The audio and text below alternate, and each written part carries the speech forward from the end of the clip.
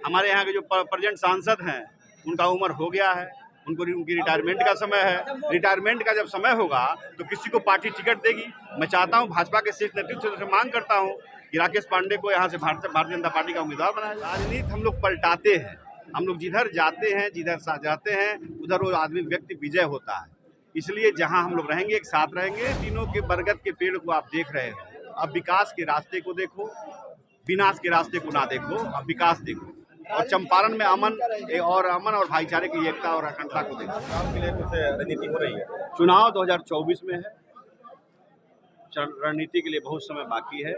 चुनाव में रणनीति भी होगा, युद्ध भी होगा और विजय भी होगा। निकट भविष्य में जिले से लेकर के पूरे प्रदेश में ब्राह्मणों को एकजुट करके एक साथ करने के लिए आज आह्वान किया गया, अपील किया गया।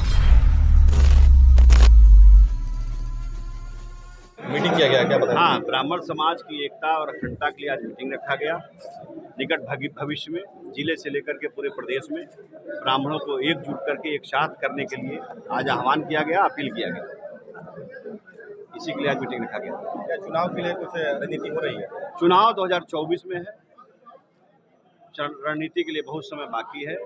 चुनाव में रणनीति भी होगा, युद्ध भी होगा और विजय भी होगा। अभी मोतिहारी में पहला बार चंपारण में राकेश पांडे जी और आपको हम लोग साथ देखा जा रहा है। आप कंफ्यूजन में हैं। राकेश पांडे जी जब विदेश से आए चंपारण में, तब से हम लोग साथ हैं। कभी हम लोग अलग नहीं हुए।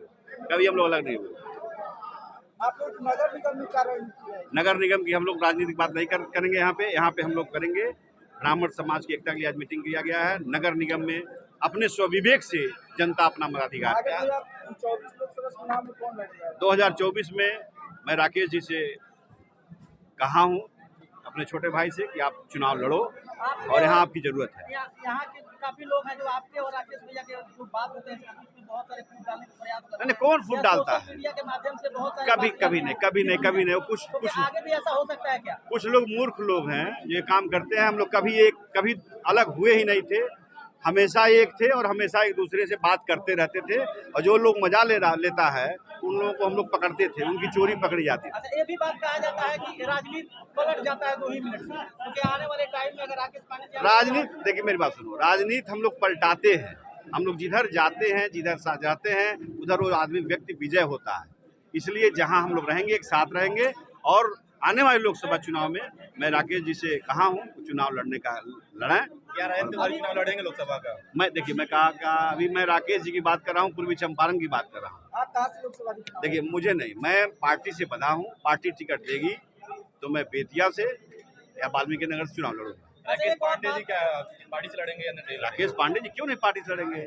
हमारे यहाँ के जो प्रेजेंट सांसद हैं उनका उम्र हो गया है, उनकी रिटायरमेंट का समय है। रिटायरमेंट का जब समय होगा तो किसी को पार्टी टिकट देगी। मैं चाहता हूँ, भाजपा के शीर्ष नेतृत्व से मांग करता हूँ कि राकेश पांडे को यहाँ से भारतीय जनता पार्टी का उम्मीदवार बनाया जाए। अच्छा, मोतिहारी की जो भी चेयरमैन है ममता राय, चुनाव जब बीता, जब यहाँ गिनती हो रहा था तो सभी लोग बोल रहे थे राजन तिवारी की बदौलत ही चुनाव जीतने मोतिहारी, तो राकेश पांडे जी को नहीं, वो सबका सहयोग था, इनका भी सहयोग था। जब मैं खड़ा हूँ तो राकेश पांडे खड़े थे, सबका सहयोग था। चुनाव जीतने में हम लोग की भूमिका थी और चुनाव वो बहुत अच्छे वोटों से जीते। उनको शुभकामनाएं। जनता के लिए कुछ कहिए 2 शब्द। मैं पूर्वी चंपारण की जनता को सिर्फ यही कहेंगे कि इतने दिनों के बरगद के पेड़ को आप देख रहे हो, अब विकास के रास्ते को देखो, विनाश के रास्ते को ना देखो, अब विकास देखो। और चंपारण में अमन और भाईचारे की एकता और अखंडता को देखो। क्या भूमिका रहेगी अगले चुनाव में? अब लोकसभा चुनाव आएगा तो मेरी भूमिका सामने दिखाई देगी। मैं क्या कहा, लोकसभा का चुनाव, मैं कोई नरेंद्र भाई मोदी तो हूँ नहीं। मैं क्या करूंगा वो आने वाला समय बताएगा, अभी उसका खुलासा करने की कोई जरूरत नहीं है। भीष्म पितामह कहा जा रहा है, आप हिला सकते हैं? कैसा भीष्म पितामह? कौन भीष्म पितामह? भीष्म पितामह तो एक ही है कि अपने घर में अपने बहू का आंचल देखते, मैंने क्या कहते हैं वो जरासंध, क्या था, कौन था वो, दुर्योधन और उसका भाई दुशासन, दोनों चीरहरण करते रहे और भीष्म पितामह देखता रहा। तो मैं ऐसे भीष्म पितामह का नाम लेना नहीं चाहता हूँ जो अन्याय को देखे और कुछ बोल ना पाए। बीच में आपके खिलाफ भी षड्यंत्र रचा गया था, अभी भी जेल में गए थे। षड्यंत्र मेरे खिलाफ तो षड्यंत्र रोज रचा जाता है, कोई नया बात क्या है मेरे लिए। और जेल आना जाना तो मेरा मतलब क्या कहें, छोड़िए। अच्छा, आप भाजपा नेता हैं, बताया जाता है कि भाजपा नेता हैं आप, उत्तर प्रदेश में कोई जगह भी है आपका, तो भाजपा आपको टिकट क्यों नहीं दे रहे? देखिए, मैं क्या कहा कि ना कभी मेरा अपराध से वास्ता रहा है, ना मैं कभी अपराधी रहा।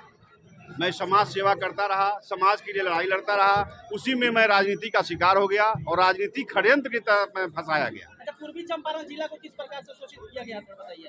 अब तो मुझे क्या कहने की जरूरत है, आप लोग पत्रकार बंधु हो, आप लोग देखो पूर्वी चंपारण में क्या विकास हुआ है, पूर्वी चंपारण का क्या काम हुआ है, आप लोग देखो। अपने देखने के बाद अब हमको थोड़ी ना कहने की जरूरत पड़ेगी, आप लोग देखो ना।